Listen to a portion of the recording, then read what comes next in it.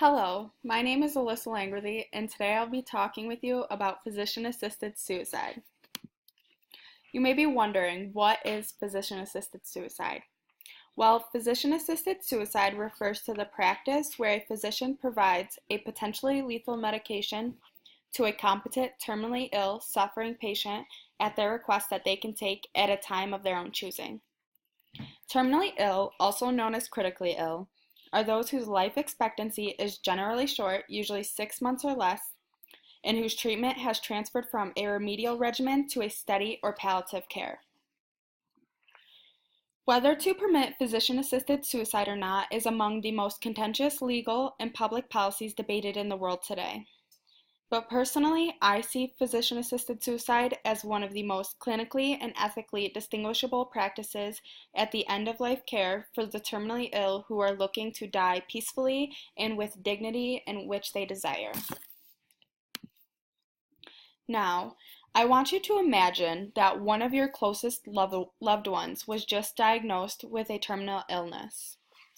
Their doctors tell them they have 6 months left to live and describe the many painful symptoms they will endure in the upcoming months. These symptoms may include loss of appetite, which leads to loss of weight and muscle, fatigue, which is tiredness, lack of energy, diminished mental capacity, which leads to difficulty performing daily activities. This can put a severe negative impact on their quality of life. Another symptom, edema, which is the abnormal buildup of fluid within the body. Bladder and bowel problems, where the patient is no longer able to control their voluntary action anymore. Breathlessness due to congestion, which is due to fluids in the throat. Extreme pain that causes unendable suffering, as well as nausea and vomiting. Confusion about time, place, and even forgetting of their loved ones. Being delirious, which causes changes in speech, changing of vital signs, and hallucinations such as seeing or hearing things that are not there. So the question that I hold for you is, would you want them to be in control of their own death if that's what they desired, or left fighting an unbeatable battle? There are certain requirements that are held within each state in which physician-assisted suicide is legal. These requirements include that the patient must be 18 years of age or older, a resident of the state in which it is legal and where they will be receiving the procedure. They must be considered competent and capable, which includes mental competency, in which the patient will undergo psychiatric evaluations, and the patient must be capable, which means that they are able to make and communicate healthcare decisions. The individual must be diagnosed from a physician with a terminal illness that will lead to death in 6 months, and must be able to self-administer and ingest the prescribed medication on their own. Patients meeting the requirements that are eligible to request a prescription for lethal medication must go through a majority of steps to obtain the prescription. To receive the medication, the following steps must be fulfilled by the patient. There must be a first oral request, where the patient must make an oral request to their physician. Then there is a first waiting period. This is a period of 15 or 20 days, depending on the state, in which the patient has to wait for another request. There's then a second oral request. After the 15 or 20 days, the patient must make another request to the physician. The patient must then provide a written request to his or her physician that is signed in the presence of 2 witnesses. The second waiting period comes after the written request, before the prescription is then given to the patient to administer at a time of their own choosing. The waiting periods provide a time for the patient to think about the request and to determine if this is the choice they really want, so the physicians know that they are not acting out of impulse. The requirements and the timelines are a very good way for preventing misuse and abuse of the procedure. As physician-assisted suicide is a very controversial topic, there are pros and cons that come along with it.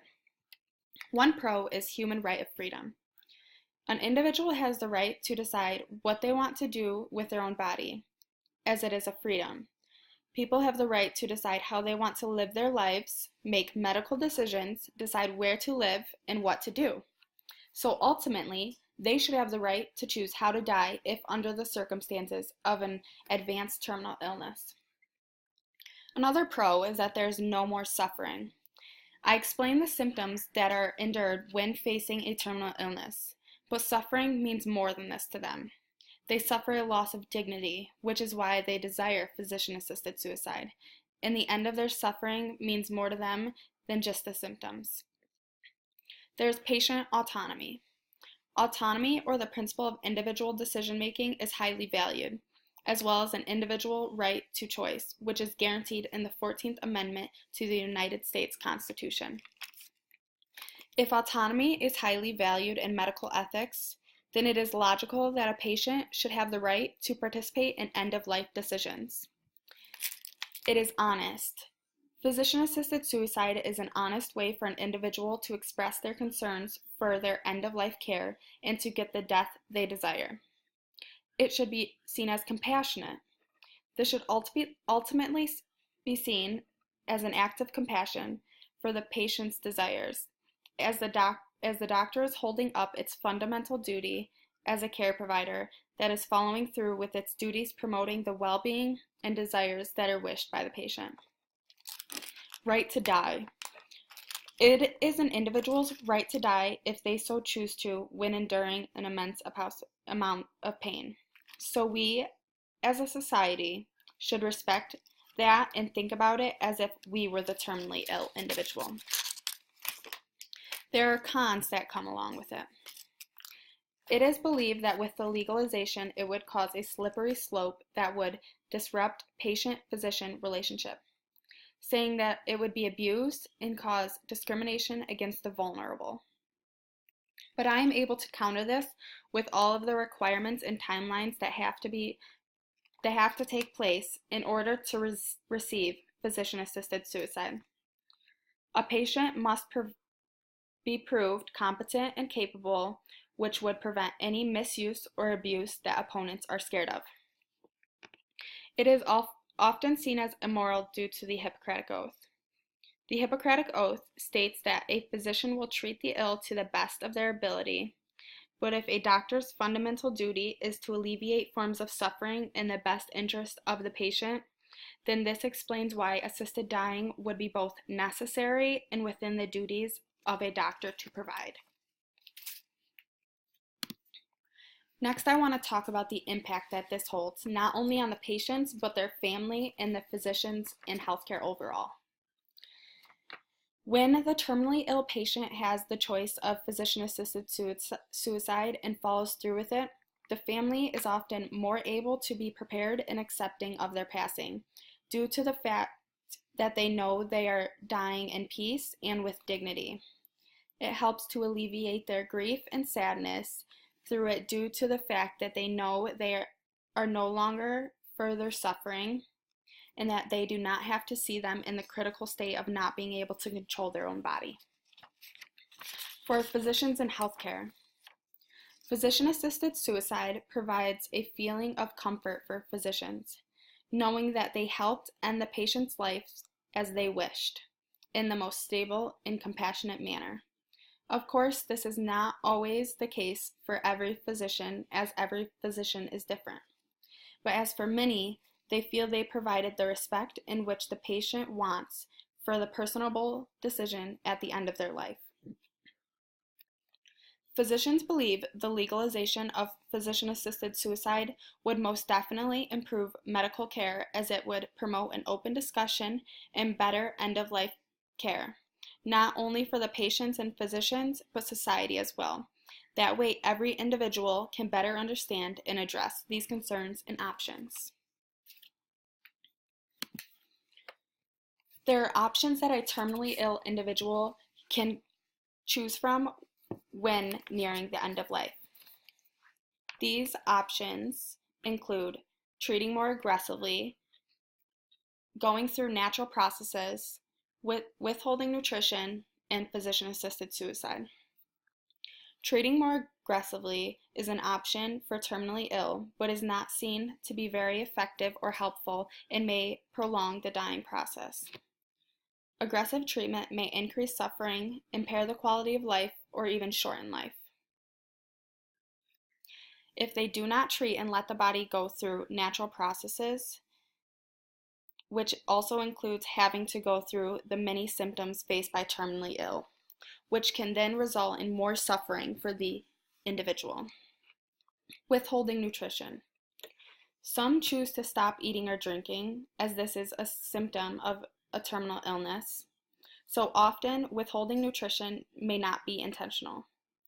Death may come as early as a few days, but is more commonly a few weeks.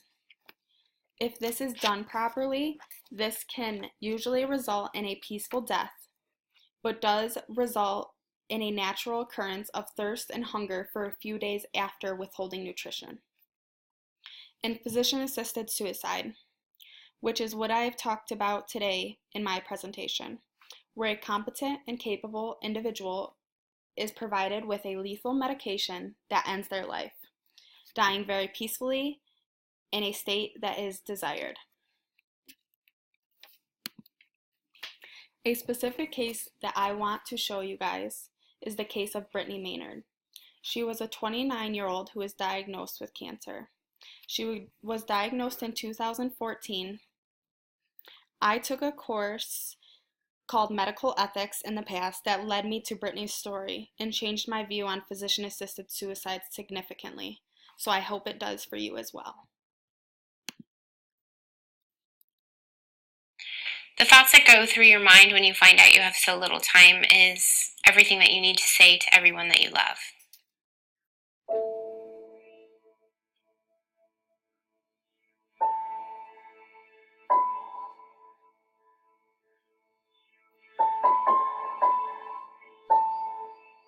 So after getting married is when I first started experiencing the headaches, and they were quite severe. And I didn't understand them because I had never had anything like that before in my life. Right when I was diagnosed, my husband and I were actively trying for a family, which is heartbreaking for us both. And then I was diagnosed this past New Year's. We went away to the wine country for kind of a New Year's Eve celebration, and by Jan 1, the following day, I was diagnosed with cancer and told I was terminally ill.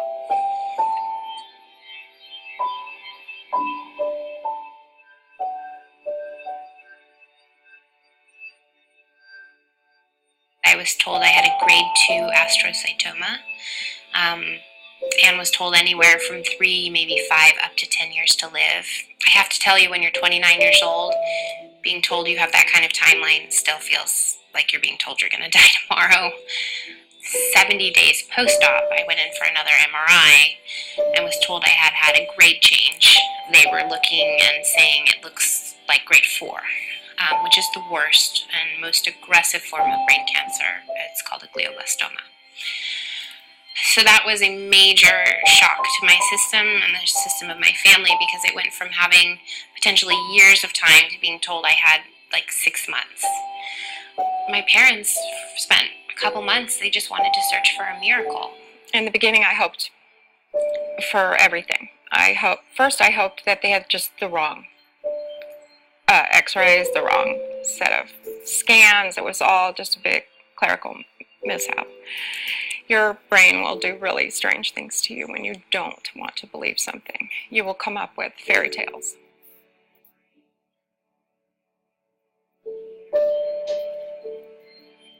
I don't wake up every day and look at it. It's in a safe spot, and I know that it's there when I need it. I plan to be surrounded by my immediate family, which is my husband and my mother and my stepfather and my best friend, who's also a physician, and probably not much more people. And I will die upstairs in my bedroom that I share with my husband, with my mother and my husband by my side, and pass peacefully with some music that I like in the background. Between, suffering or being allowed to decide when enough is enough, to me makes it's provides a lot of relief and comfort that, okay, that option is there if and when we decide, or she decides that, it's time. I can't even tell you the amount of relief that it provides me to know that I don't have to die the way that it's been described to me that my brain tumor would take me on its own. Death with dignity allows for people who are in the predicament of facing a lot of suffering, that they can decide when enough is enough.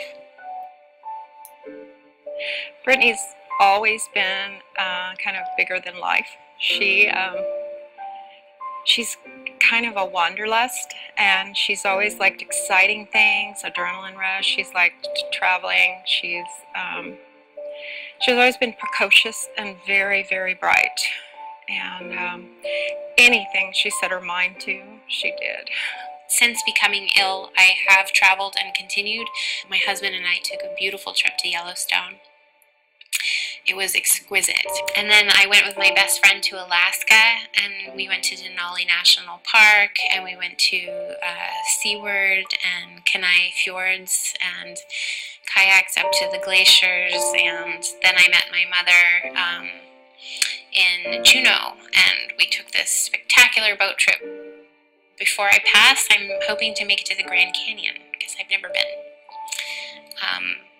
And that's all I can do is set little goals like that, and all those things make every day worthwhile. My hope now is that my daughter can live her life the way she wants to, that she can make the decisions that she wants to, that she can be who she is, which is this very autonomous, bright,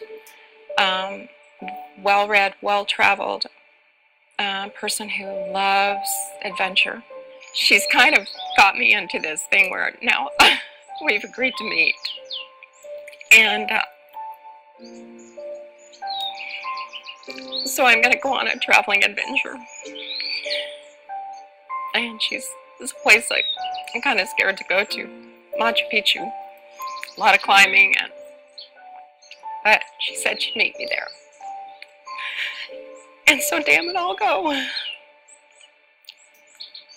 I hope to enjoy however many days I have left on this beautiful earth and spend as much of it outside as I can, surrounded by those I love.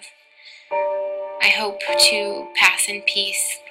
The reason to consider life and what's of value is to make sure you're not missing out.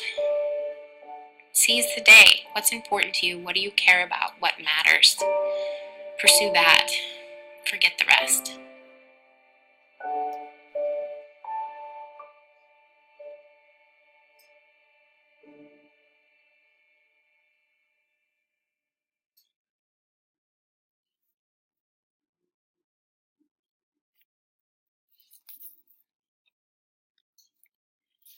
Brittany has changed the view of physician-assisted suicide for many, including me, as I hope she does for you. Her legacy continues on today, and I hope it continues to change lives and decisions of physician-assisted suicide.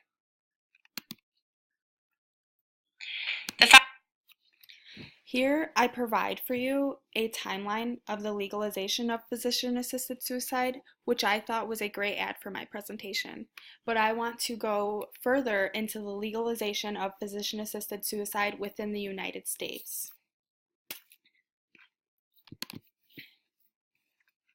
In 1994, Oregon's Death with Dignity Act was approved by voters, being the first state to legalize physician-assisted suicide. In 2008, Washington state residents vote in favor of Washington Death with Dignity law by a margin of 51% to 49%. In 2009, the Montana Supreme Court affirmed that physician-assisted suicide is not against public policy in Montana, but there is no current law safeguarding physician-assisted suicide. In 2013, Vermont becomes the fourth state with a death with dignity law that is in favor of the procedure. In 2015, California approved the End of Life Option Act, legalizing physician-assisted suicide for residents with terminal illnesses. In 2016, Colorado voters approved Proposition 106, which included the Colorado End of Life Act. In 2016, the District of Columbia signs Death with Dignity Act into law, legalizing physician-assisted suicide. In 2018, Hawaii's Our Care, Our Choice Act was signed into law, legalizing physician-assisted suicide for the terminally ill. This is the current status that is held today, and I hope it changes for the better so that terminally ill can end their life with the dignity that they desire and with peace. Thank you guys for listening today. I hope that my presentation changes your view on physician-assisted suicide.